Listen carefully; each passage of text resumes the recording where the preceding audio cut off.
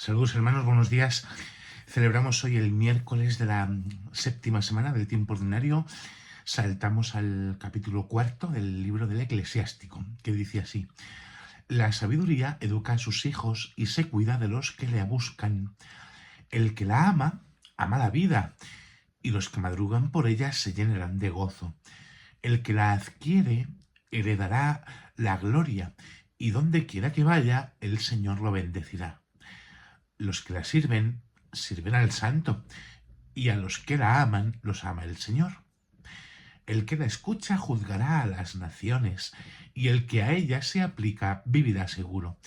Si confía en ella, la recibirá en herencia, y sus descendientes la tendrán en posesión. Porque al principio lo lleva por caminos tortuosos y los escruta con cuidado, le infunde miedo y temblor, lo atormenta con su disciplina, hasta que pueda confiar en él y lo pone a prueba con sus exigencias. Pero luego vuelve a él por el camino recto, lo colma de alegría, le revela sus secretos y lo enriquecerá de ciencia y de conocimiento recto.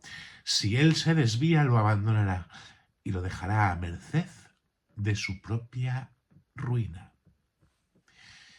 Bien, hasta aquí escuchamos la lectura de hoy.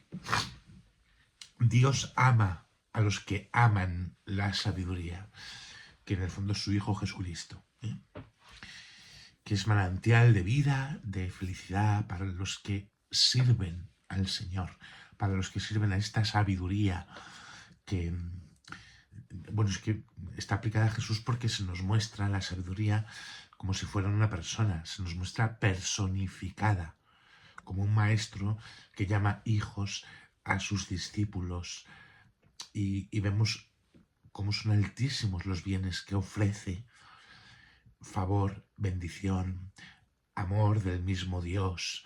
Actúa como mediadora para conducir y levantar al hombre hacia Dios cuando se cae. En el fondo, la sabiduría que se nos da, que nos posibilita ser sabios, implica que seamos capaces de aceptar los propios límites, ¿no? Sabio es el que sabe aceptar que tiene limitaciones, el que no vive cegado con soluciones falsas, ni se duerme con seguridades falsas también, sino que ejerce con humildad en la prudencia, consciente de la realidad que le rodea, de los límites que tiene.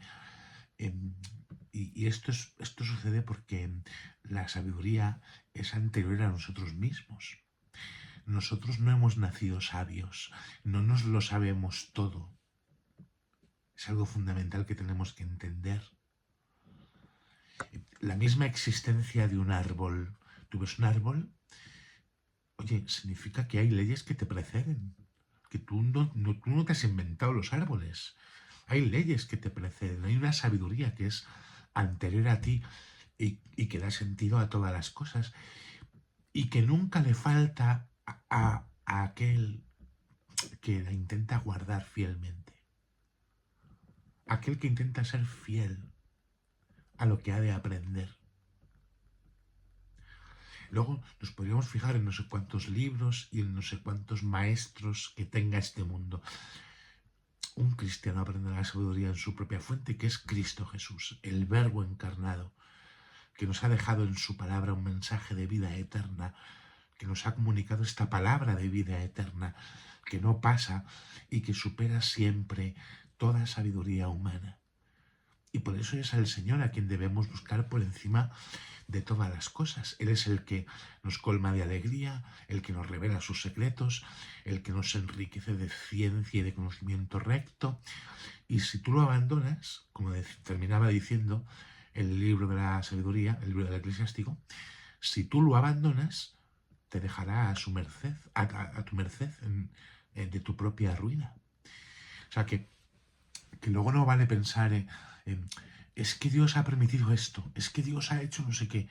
No, es que tú a lo mejor has abandonado el camino del Señor. Y esto tiene consecuencias. Es decir, vivir como si Dios no existiera, luego no vale pedirle a Dios explicaciones de las cosas que nos pasan. Por eso no podemos vivir sin Dios. Vamos a dejar al Señor que nos enriquezca de su sabiduría, que es Él, Que Dios os bendiga en el nombre del Padre, del Hijo y del Espíritu Santo. Amén.